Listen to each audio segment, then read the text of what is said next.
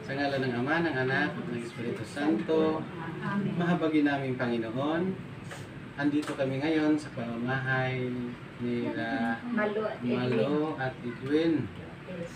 Humingi kami ng pagbabasba sa iyo na yung presensya ay laging mapasa kanila para mas lalo pang mag-improve ang kanilang pananampalataya dyan sa iyo. Makikita talaga sa kanilang buhay ang iyong presensya. At huwag mo silang pababayaan sa lahat ng mga pangangailangan sa mundong ito. Iadya mo sila sa lahat ng mga masasama. Bigyan mo sila ng kalakasan sa katawan, sila at ang kanilang buong pamilya, lalo na ang kanilang mga anak o mga apo. Huwag mo pababayaan, gabayan mo sila para magiging successful ang buong pamilya nila. Umaasa kami sa inyo dahil ikaw ang sources sa lahat ng mga biyaya.